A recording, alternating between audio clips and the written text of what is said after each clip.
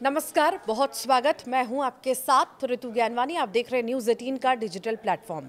भारत का पूरा श्रम ढांचा बदल गया है। सरकार ने 29 पुराने और बिखरे हुए श्रम कानूनों को हटाकर उनकी जगह सिर्फ 4 नए कोड लागू किए हैं। इसके साथ अब बदल जाएंगे 40 करोड़ से ज्यादा श्रमिकों के कामकाजी नियम। जी हाँ, वेतन कैसे तय होगा, ओवरटाइम का भुगतान कितना मिलेगा, महिलाओं को रात में काम करने की अनुमति कैसी होगी, फिक्स्ड टर्म कर्मचारियों को क्या नए हक मिलेंगे, नए लेबर कोड्स, इन सभी सवालों के जवाब पूरी तरह बदल देते हैं। देश के कारोबारी माहौल से लेकर आम कर्मचारियों की रोजमर्रा की नौकरी तक ये बदलाव हर जगह असर डालने वाले हैं।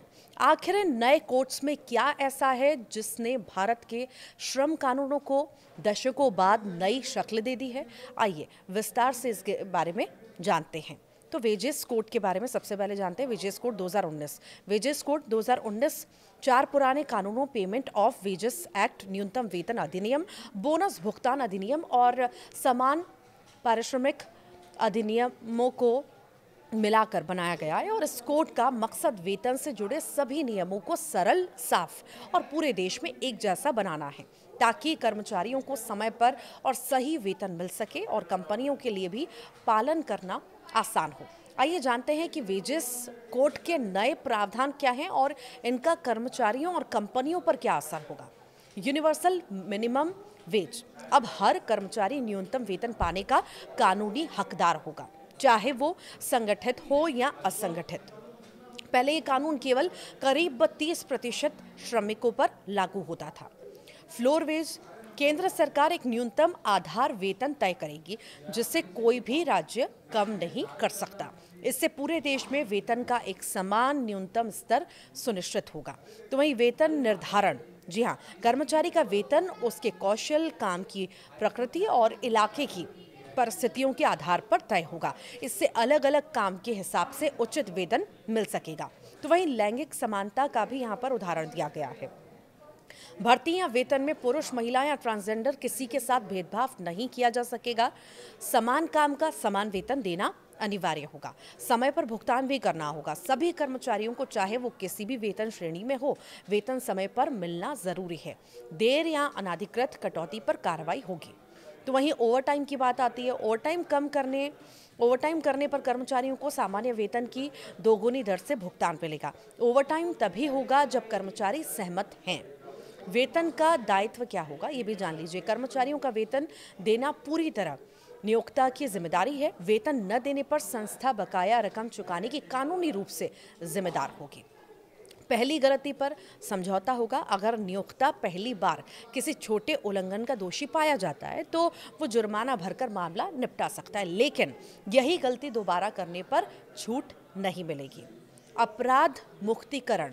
कुछ मामलों में जेल की सजा हटाकर आर्थिक दंड लगाया जाएगा, जो अधिकतम जुर्माने के 50% तक हो सकता है। इससे सजा कठोर होने के बजाय व्यवहारिक बनेगी। दूसरा, इंडस्ट्रियल रिलेशंस कोड 2020, यानी कि ये code trade union act, standing odds act और इंडस्ट्रियल डिस्प्यूट्स एक्ट को एक साथ जोड़कर बनाया गया है।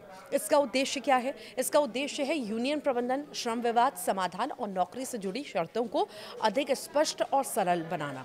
आइए ये भी जान लेते हैं कि इसके मुख्य प्रावधान क्या क्या हैं।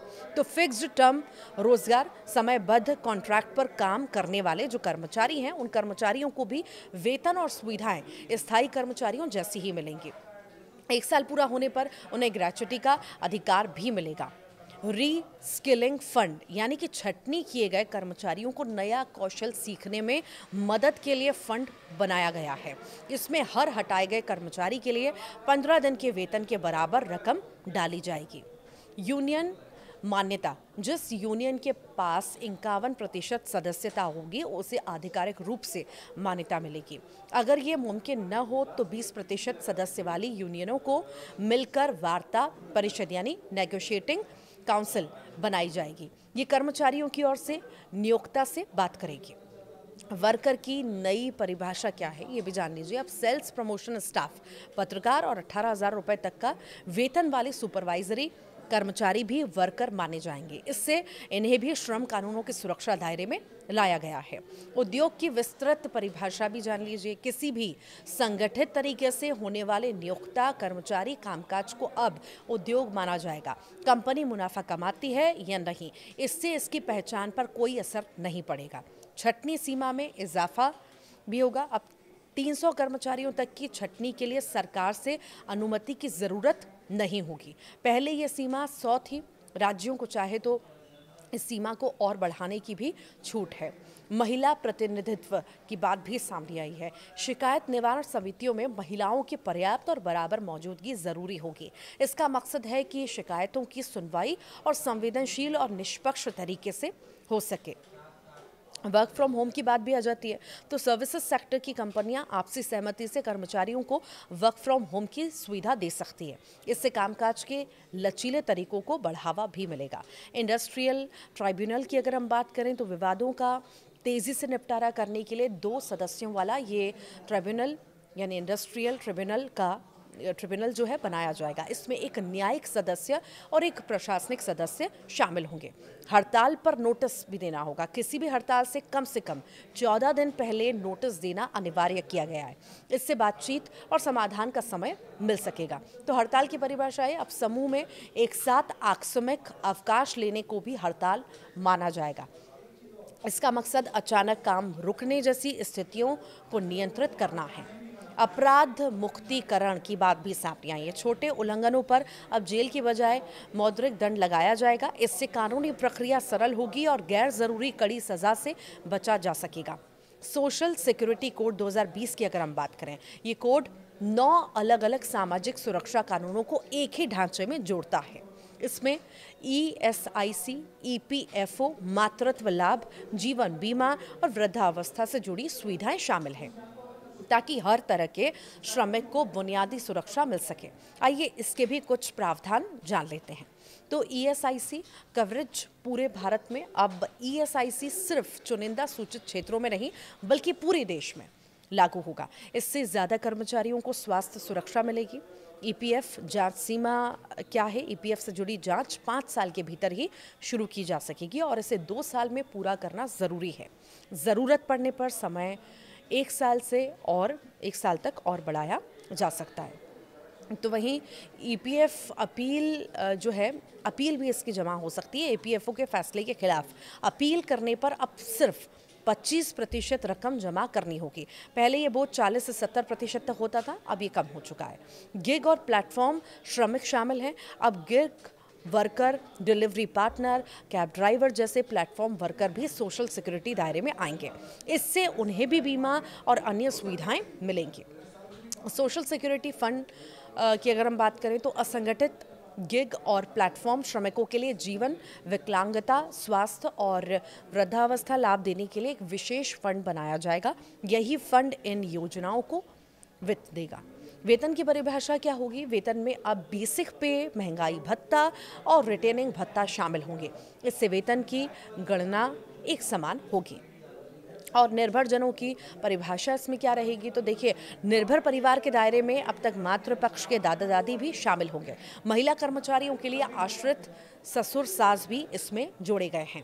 दुर्घटना कवरेज भी इसमें है। अगर कोई कर्मचारी घर से ऑफिस जाते समय दुर्घटना का शिकार होता है तो उसे भी रोजगार से जुड़ी दुर्घटना माना जाएगा। इससे मुआवजा पाने का अधिकार भी मिलता है। 1 साल में ग्रेच्युटी, जी हाँ, फिक्स्ड टर्म कर्मचारियों को सिर्फ 1 साल की निरंतर सेवा के बाद ही ग्रेच्युटी मिल जाएगी। इससे कॉन्ट्रैक्ट कर्मचारियों को बड़ी राहत मिलेगी। चौथी बड़ी और आखिरी बात, ऑक्यूपेशनल सेफ्टी की अगर हम बात करें तो health and working conditions code 2020 के हिसाब से अगर हम बात करते हैं तो 13 केंद्रीय श्रम कानूनों को मिलाकर तैयार किया गया है। ये कोड कार्यस्थलों पर सुरक्षा, स्वास्थ्य मानकों को मजबूत करने पर जोर देता है। साथ ही कंपनियों के लिए नियमों का पालन आसान बनाकर दोनों जरूरतों के बीच संतुलन कायम करता है। आइए जानते हैं इसके मुख्य प्रावधान क्या है। तो महिलाएं रात में काम कर सकेंगी। महिलाओं को सुबह 6 बजे से पहले और शाम 7 बजे के बाद भी काम करने की अनुमति होगी, बशर्ते उनकी सहमति ली जाएगी। इसके लिए कंपनियों को उचित सुरक्षा निगरानी के प्रबंध करना अनिवार्य होगा। मुफ्त वार्षिक स्वास्थ्य जांच भी होगी। हर कर्मचारी के लिए साल में एक बार स्वास्थ्य जांच कंपनी की तरफ से कराना जरूरी होगा।